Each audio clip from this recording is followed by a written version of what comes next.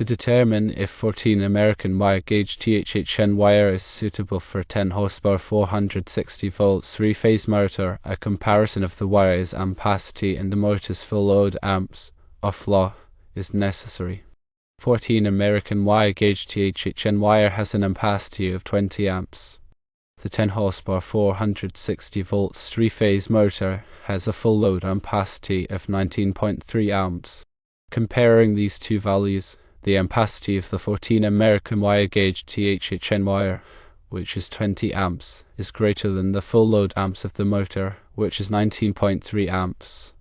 Therefore, it is acceptable to use 14 American wire gauge THHN wire for this motor. Several factors must be considered when selecting the appropriate wire size for a motor circuit. These considerations ensure safe and reliable operation and compliance with electrical codes. Firstly, ampacity is the current carrying capacity of a conductor, typically expressed in amps. It is the maximum current a conductor can carry continuously under specific conditions without exceeding its temperature rating. The National Electrical Code, or NEC, provides tables that list the ampacities of various conductors based on their size, insulation type, and installation method. For THHN wire, the ampacity depends on the temperature rating of the terminals to which the wire is connected. Terminals are typically rated for 60 degrees Celsius or 75 degrees Celsius. The lower temperature rating must be used to determine the wire ampacity. Secondly, the full load amps, or flow, is the current a motor draws when operating at its rated horsepower and voltage. This value is typically found on the motor's nameplate. The full load amps is used to determine the minimum ampacity required for the motor circuit conductors. The National Electrical Code specifies that the motor circuit conductors must have an ampacity of not less than 125% of the motor's full load amps. This is to account for the motor's starting current, which can be significantly higher than its running current.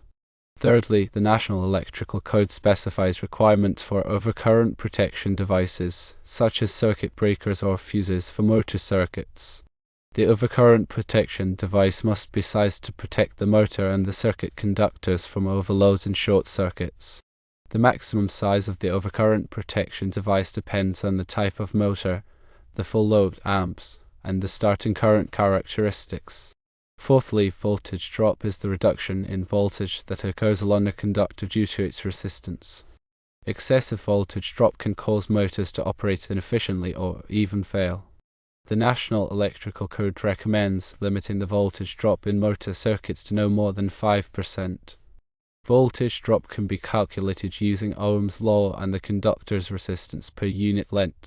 Fifthly, the ambient temperature affects the ampacity of conductors. The ampacity values listed in the National Electrical Code tables are based on an ambient temperature of 30 degrees Celsius or 86 degrees Fahrenheit. If the ambient temperature is higher, the ampacity of the conductors must be diluted to prevent overheating. The National Electrical Code provides diluting factors for various ambient temperatures. Sixthly, the number of conductors in a raceway or cable also affects the ampacity of the conductors. When multiple conductors are installed in close proximity, they generate heat that can reduce their ampacity. The National Electrical Code provides adjustment factors for the number of conductors in a raceway or cable. These adjustment factors must be applied to the ampacity values listed in the tables. Seventhly, the type of wiring method used can also affect the ampacity of conductors. Different wiring methods have different heat dissipation characteristics. The National Electrical Code specifies ampacity diluting factors for various wiring methods. Eighthly, the length of the conductor run can affect the voltage drop. Longer conductor runs result in greater voltage drop. To minimize voltage drop, it may be necessary to increase the size of the conductors. Ninthly, the type of load served by the motor can affect the required ampacity of the conductors. For example, motors that are subject to frequent starts and stops may require larger conductors to handle the inrush current. Tenthly, the future expansion needs should be considered when selecting the wire size. If there is a possibility that the motor will be replaced with a larger motor in the future, it may be prudent to install larger conductors initially to avoid the need for future upgrades.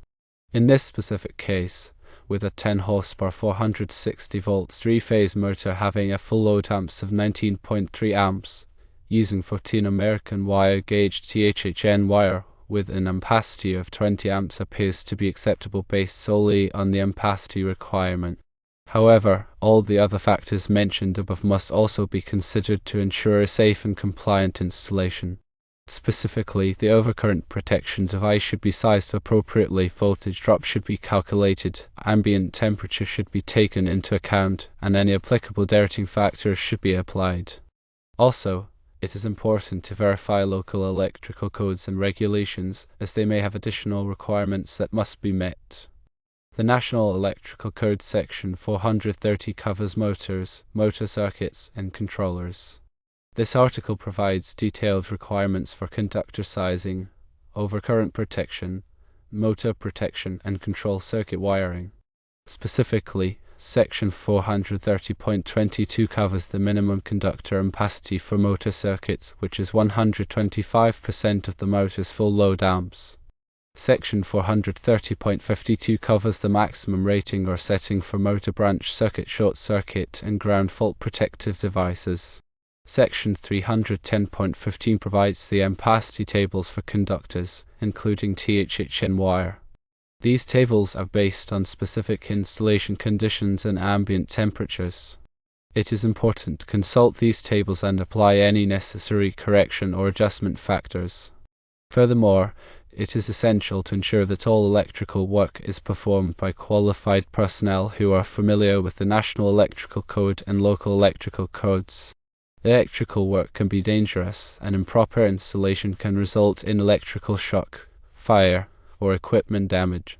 By following the National Electrical Code and using qualified personnel, you can ensure a safe and reliable electrical installation.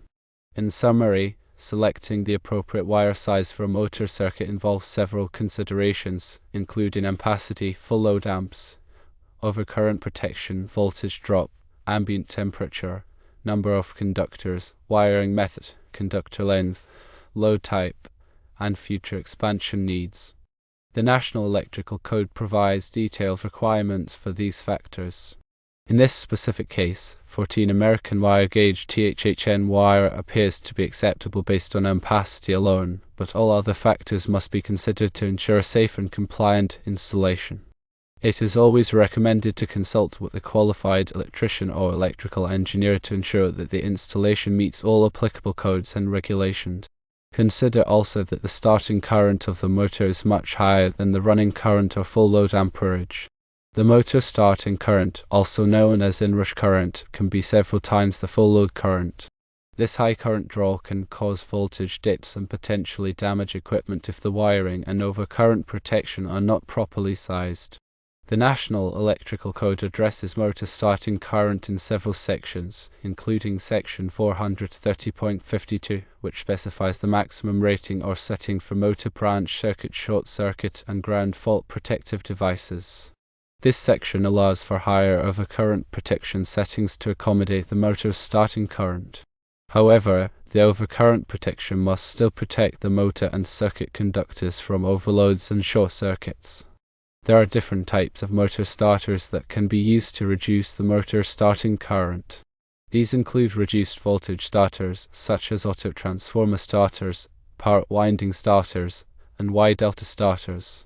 These starters reduce the voltage applied to the motor during startup, which reduces the inrush current.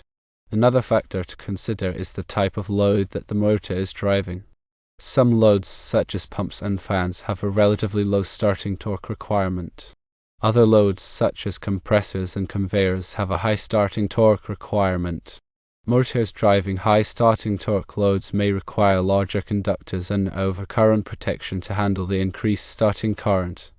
Also, the altitude at which the motor is installed can affect its performance. At higher altitudes, the air is thinner, which reduces the motor's cooling capacity. This can lead to overheating and reduced motor life. The National Electrical Code does not specifically address altitude deterring for motors, but it is good practice to consult with the motor manufacturer for recommendations. The type of enclosure used for the motor and the wiring can also affect the ampacity of the conductors. Enclosures can trap heat, which can reduce the ampacity of the conductors. The National Electrical Code provides dirting factors for conductors installed in enclosures. When installing motor circuits, it is important to use proper wiring techniques.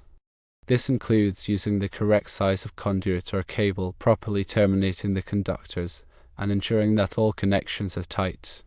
Loose connections can cause overheating and electrical fires.